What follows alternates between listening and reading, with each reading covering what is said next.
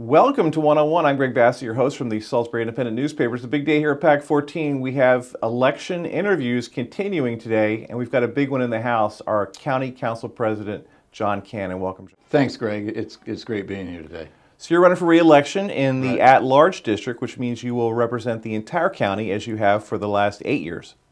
12 of the last 16 years, correct? Right. Yeah. And I enjoy it. So what's going on out there? What are you hearing from people? I think Wycomico County is in great shape. I mean, if you look at what we've done over the last few years, just alone with education alone, we've got Beaver Run that we're finishing. We're at Mardella, we're right in the middle of that.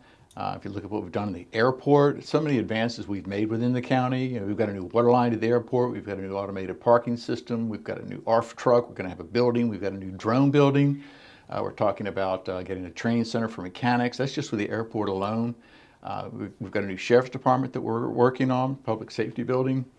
And there's just so many with Warwick Community College. We've got a new applied technology building there. So a lot of what the county does, what our job is infrastructure and capital expenses. And I think we've addressed that very well. And we've done that. We've been able to do that because I think we've had very conservative financial success. The reason that we are able to bond as we can with a double A plus credit rating is because the bond market likes our fiscal responsibility, and Wycomico County is doing great. You know, I think the employees are very satisfied with where they are and what they're getting. We just finished a salary and compensation plan, so to try to create real pay equity among the different employees. So I think across the board, no matter where you look at it, we're really doing great as a county, and I'm glad to see that. I think that's important that we keep that momentum going.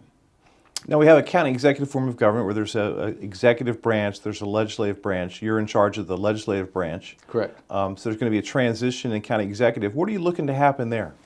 I want us to continue with a lot of the great work that we're already doing. We know what the challenges are. We know we have a water and sewer master plan that's been implemented. We're seeing that come to fruition finally. We're working with Maryland Department of the Environment, Maryland Department of Health, had many meetings with them already to try to make sure we get this thing implemented and we get it done quickly, because we have a lot of failing septic systems that are out there. We have, with the Wycomico County Environmental Health Department, we're at a real critical juncture there, Greg. We're down to like one employee to go out in the field and do perk tests or to approve permits. So we don't have the administration, nor do we have the field engineers to do the work. So we have to grow that. Now, right now, we're working on a meeting with the Maryland Department of the Environment to bring what they call circuit riders down here, where they come down here. The county will help support these individuals, and they literally drop employees into your county to try to get the workload back up so that the realtors can sell the houses, the homeowners don't lose their values, the installers can get back to work installing. There's so much that depends on this. So we're right in the middle of it. So we want to continue with that great work, the Water and Sewer Master Plan, the Health Department. We've got broadband right on the crux of getting broadband where we need it. There's finally a $13.3 million grant to get about 700 homes up to speed with unserved areas. They'll now have service through Talkie Communications. And Talkie Communications, it'll be very reasonable rates. That's starting right now on the east side of the county and some portions of the southern side of the county. They say that's going to take them about a year to work through, and then they begin on the west side of the county. So broadband also seems to be another initiative that we've taken care of. I think we really need to pay attention. The executive and the legislative branch need to pay attention to how we're dealing with the volunteer fire companies as well. We have to get more recruitment. We have to find some ways to create incentives for recruitment and continue with the retention. And that is a big issue. So we have to work with the chiefs throughout Wycomico County and get a really good idea from them as what we can do. We've got sort of created a program where after so many years you get $1,000, and that builds through a 20-year program and then onward from there. But we're really thinking that we have to try to find some type of really broad, maybe property tax incentives. We can't do much else as a county outside of direct funding, because we only have revenue from transfer taxes, income taxes, and property taxes. So the property tax might be where we can give them some relief as volunteers. and not to get out ahead of myself, but you have to look at how many firefighters you're talking about, how many are homeowners, et cetera, to see whether it's going to create a viable incentive and at the same time be sustainable fiscally, to be fiscally responsible about it. So it came out in the county executive debate that perhaps we need to move toward a system where we would fund EMS and firefighters, where the county would actually have to pay for them and staff that. Right. But you think this might be a better incentive or a way to make it work? It's just the first suggestion I think that has come up in the meetings that I've gone to, and I recognize more funding and maybe bringing some positions into full time. But we have no idea what that fiscal cost, what that cost is going to be. It could be absolutely astronomical. But again, I think it has to be addressed because it hasn't been addressed soon enough. Should have been probably done 5-10 years ago. We saw it coming, and so hopefully we'll get to it. I think that between the executive and the council, we'll make that happen.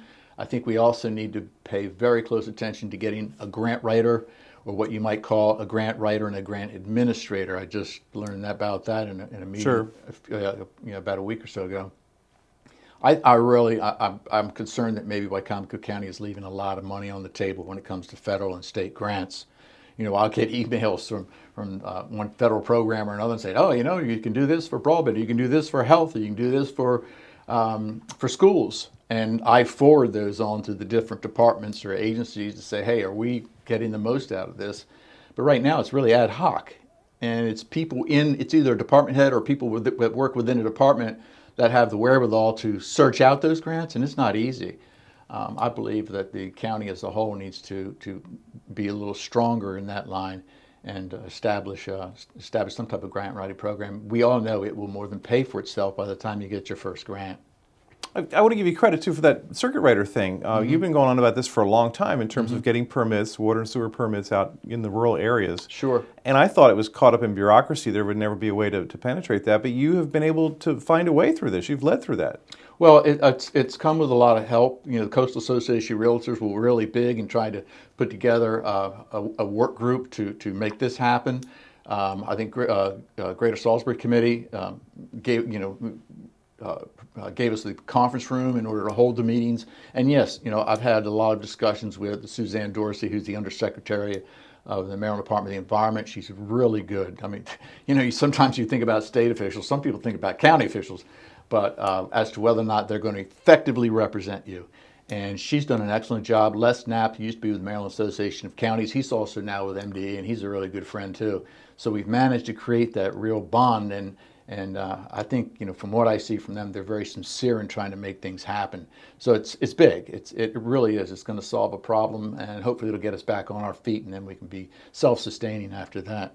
I have to talk about the schools a little bit too, because I think you've walked a fine line on the schools. You have the school board leaders in there and the administrators in there every month, quarterly. You have a meeting quarterly. Yeah, quarterly. And I think in the beginning they kind of resented that they had to go to the council and and talk about to kind of defend what they're doing. But there's a collaboration that works there. You're able to express things that you hear. They're able to keep you informed, so when you're out in the public, you at least know what's going on in the schools. Yeah. Do you need more of a role in schools or less? Do you trust the system? Talk to me about the schools thing. Well, that's kind of interesting because the council itself changed the whole dynamics a few years back. We created an elected school board. Right. We actually put it on a referendum for the voters to decide, and they've decided for an elected school board. So now you have two government agencies, with responsibilities towards the education of our children. So the county still maintains that role of oversight because we have a large amount of funding. I think we're about $56 million we're going to be funding this year, and that's just in the general operating budget. We also put so much money forward in bonding for the schools. So we certainly do have a strong role in education. But as far as the day-to-day operations and how the Board of Education runs, you have an elected school board that also has their responsibilities. It's been very is it tempestuous? Would that be correct? Over the last Well, in the public meetings, it certainly is with the parents going, and there's a lot of stress in those meetings. Right, there has been, and I get that 100%. I'm 100% in support of what they call parents' rights. I try to steer away from a lot of the national hysteria. I think Wycomico County's been very lucky in that, but you still cannot ignore some of the really serious issues that you want to make sure that we don't fall victim to. And that would be making sure that, yes, the parents do have all the rights as far as how they want to see their children educated. I believe in that 100%. So as a council, I think we just keep our pulse on what's going on. Continue to meet with the board quarterly and to review all the issues, whether they're capital expenses or operating expenses or just policies that they want to adopt. The county's certainly heading for a crisis potentially with this water and sewer thing. It's going to take real leadership to get to the next level. Right. We've been kicking the can down the road for a long time. How are you prepared to show leadership on this issue? Well, we've been doing that. I've been meeting with the Maryland Department of the Environment. I've been talking with the Maryland Department of Planning. We're very lucky to have Tracy Gordy locally here, who represents the Maryland Department of Planning. She knows how it's supposed to get done. And I think Pete Bozik's doing a really good job with George Miles and Bureau. So you keep plugging away. And again, I'm part of this large working group of it's probably about 25 individuals throughout the community who are literally getting together on a regular basis to address what the needs are, how we might address it, whether we go to just Whitehaven first or whether we go to Mardella, or Parsonsburg, how we want to address it, the strategy there. You're going to try to maybe see if you can't have extensions from the existing municipalities to extend their lines out. They want that done in the priority funding area, but there's other ways that I think we can do it. If you can't get that agreement with the cities and the municipalities, because a lot of times, I think in order to make this happen, it might have to be an urban service agreement, but they don't want to do that. They want annexation. And a lot of people, you have to ask to be annexed. They can't force you to annex. And a lot of people say, whoa, I want water and sewer. I don't want taxes. Right. I'm okay, and I get it. So that's going to be the real crux of it, is how we're going to, sort of hang that carrot in front of the homeowners as well, to take on a well and septic system. It's going to take funding. We're not just going to say, okay, it's going to cost you $30,000 to plug in, and it's going to cost $300 a quarter or $100 a month to service you, when they've been getting free well and septic forever. When that moment comes and that septic fails and they can't put a new one in because they don't have enough land, then you have a real critical issue occurring. And we see the projections show that could possibly be happening more so over the last 10 years. So we're going to have to work with the municipalities. We're going to have to work with the what they call the villages out there, the smaller towns, to see what they want to do. In some cases, we may have to create a wastewater authority within the county and have standalone facilities that service those unserviced areas. So it's a combination of a few things. So the users will pay for a lot, especially in the outlying areas where there's package plant type situations. The users will pay a lot, but they probably won't be able to pay the whole thing. The expense will probably be prohibitive. Is the county prepared to subsidize this? Well, hey, there's no doubt we're going to have to go to the EPA. We're going to have to go to the state of Maryland. We're going to have to go to the Maryland Department of Agriculture. We're going to have to go to so many different sources to get the funding. It's no different than the broadband. I mean, that's what's happening with broadband. Maryland Broadband is putting the trunk lines in.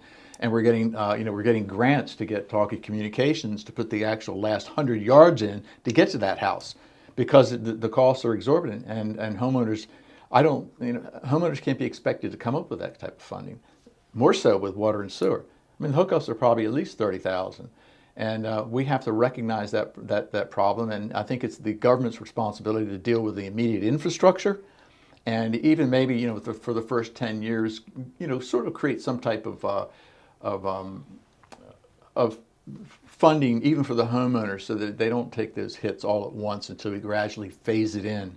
But this is this is the reason that we're meeting, to try to see what the best route might be.